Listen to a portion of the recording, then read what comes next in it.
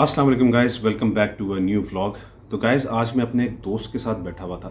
मेरा बहुत पुराना दोस्त है और उसके साथ बातें हो रही थी जादू टोने की, काले जादू की, ब्लैक मैजिक, जिन्नात की बातें हो रही थी। तो वहाँ पे फिर मैंने भी अपने वाक़यात सुनाए जो मेरे साथ हुए, जो मेरी वालदा के साथ हुए, अल्लाह ताला उनको जन्नतुल फिरदौस में जगह अता फरमाए। जो मेरे अब्बू के साथ हुए वाक़यात, वो वाक़यात मैंने सारे सुनाए और मैं अभी तक यकीन करें कि मैं अभी तक खौफज़दा हूँ वाक़यात सुन के। जो मेरे दोस्त ने मुझे सुनाए उसके वाक़यात सुन के भी मैं खौफज़दा हूँ। तो मैं आज आपको सारे वो वाक़यात बताऊँगा जो मेरे साथ हुए, मेरी वालदा के साथ हुए, मेरे अब्बू के साथ हुए। तो सबसे पहले मैं आपको एक वाक़या बताता हूँ जो कि मेरे अब्बू के साथ हुआ। मेरे अब्बू गाँव में रहते थे और मेरे अब्बू की उम्र उस वक्त 12 साल थी। मेरे वालिद साहब दादी अम्मा की गोद में लेटे हुए थे चारपाई के ऊपर। मगरिब का वक्त था, सूरज जो है वो गुरूब होने वाला था। अब्बू को पढ़ने का शौक था तो अब्बू के हाथ में एक किताब थी और वो कोई कहानी पढ़ रहे थे। कहानी पढ़ते पढ़ते अब्बू की नज़र सामने पड़ी। चारपाई ऐसे पड़ी हुई थी नीचे और अब्बू की नज़र ऐसे सामने पड़ी। सामने थी सीढ़ियाँ, एक बरामदा था बहुत बड़ा और सामने सीढ़ियाँ थी। सीढ़ियाँ ऊपर से नीचे की तरफ आ रही थी। अब्बू ने क्या देखा कि सीढ़ियों से भैंसें उतर रही हैं।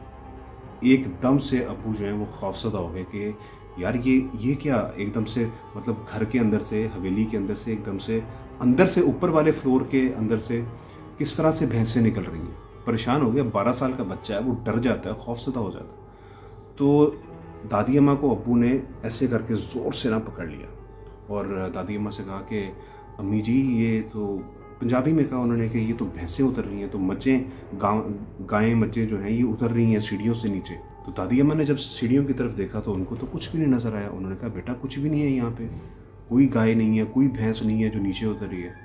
लेकिन अब्बू बज़िद थे इस बात पे कि मैंने देखा है कि भैंसें उतर रही हैं। उसके बाद जब दादी अम्मा ने उनको कहा कि कुछ भी नहीं है, जब फिर दोबारा अब्बू ने देखा उस तरफ तो फिर अब्बू को वही नज़र आया कि जो भैंसें हैं वो सीढ़ियों से उतर के अब वो दीवार के उस पार जा रही हैं, दीवार के अंदर से गुजर के उस पार जा रही हैं, यानी कि दीवार को क्रॉस कर रही हैं। तो ये देख के वो और खौफज़दा हो गए और तकरीबन आप ये कह लें कि 2 दिन अब्बू को बुखार चढ़ा रहा और 2 दिन के बाद जाके अब्बू का बुखार उतरा।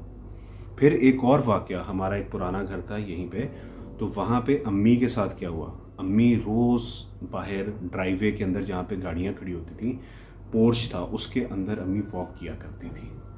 तो हर रोज़ वॉक करती थी और वॉक करने का जो अम्मी का टाइम था वो असर और मगरिब के दरमियान का टाइम था। जब मगरिब में तकरीबन आप कह लें कि 15 से 20 मिनट रहते थे, उस वक्त अम्मी जाके 15 से 20 मिनट वॉक करती थी घर के अंदर ही और फिर आके मगरिब की नमाज़ पढ़ती थी। तो उस दिन भी अम्मी ने इस तरह ही किया कि अम्मी बाहर निकली वॉक के लिए और अभी अम्मी को 5 मिनट हुए थे वॉक के लिए।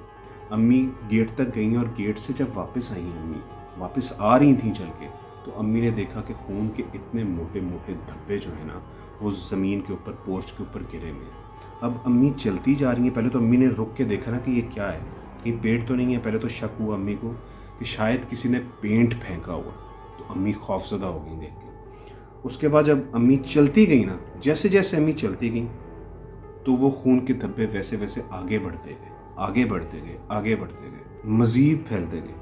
अम्मी ने बाहर से ही जो है ना वो ज़ोर की चीख मारी और फिर अब्बू आए बाहर और अब्बू ने आकर के देखा तो वाकई में वहाँ पे खून के छींटे थे और वो हम सब ने भी देखे। फिर अम्मी ने बुलाया, काम करने वाली जो भी थी, हमारी आया थी जो भी थी, वो जो काम करती थी उनको बुलाया। फिर सारा जो है वो ड्राइवे धोया, खूनों खून था ड्राइवे, हर जगह पे खून के धब्बे थे, स्पॉट्स थे खून के, जमा हुआ था खून।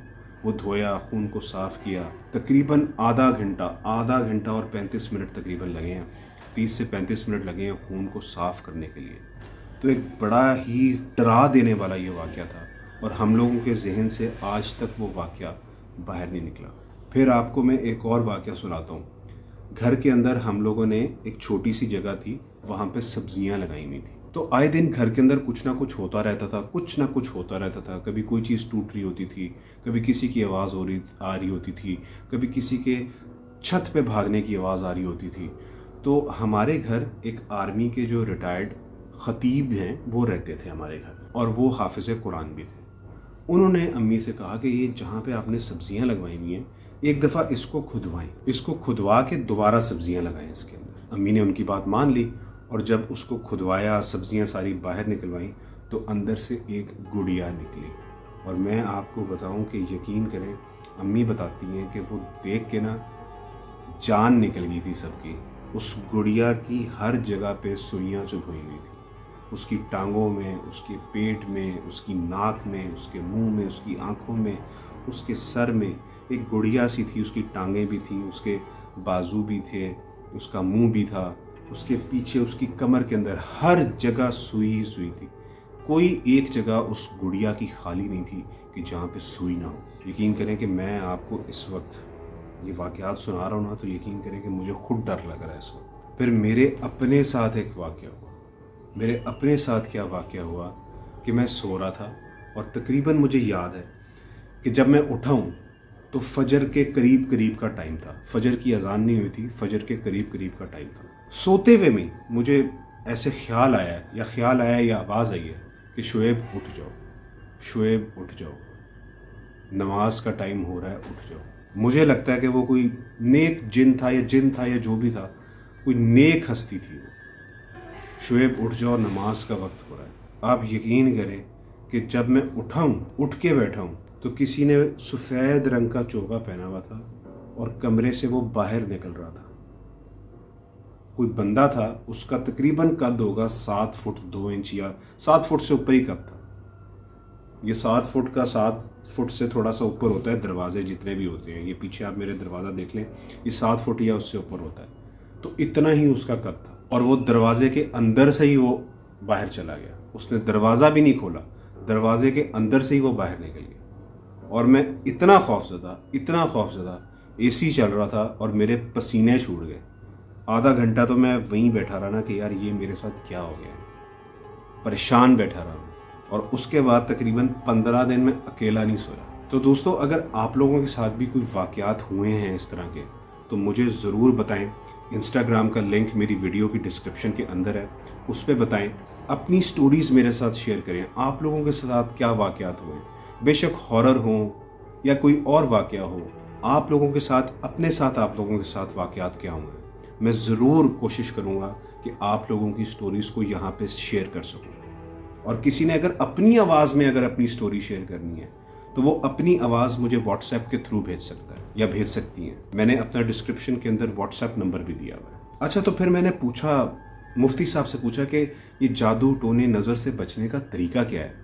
तो फिर मुफ्ती साहब ने मुझे बताया कि आयतल कुर्सी जो है वो सबसे बड़ा जो है ना, आप कह लें कि हथियार है जादू के मतलब अगेंस्ट, जो है ना, बहुत बड़ा हथियार है आयतल कुर्सी। आयतल कुर्सी ज़रूर पढ़ा करें और सूरा फलक और सूरा नास व नास ज़रूर पढ़ा करें। ये तो आप समझ लें कि ये आप रूटीन बना लें और कोशिश करें कि वज़ू में रहें, नमाज पढ़ें, पाक रहें। जितना दूर रहेंगे इन चीज़ों से, उतने ही ये चीज़ें आपके ऊपर हावी होंगी। जो गलीज़ चीज़ें हैं, गंदी चीज़ें हैं, जैसे जिन्नात वगैरह, गलत किस्म के हैं जिन्नात, वो आपके ऊपर हावी हो जाएंगे।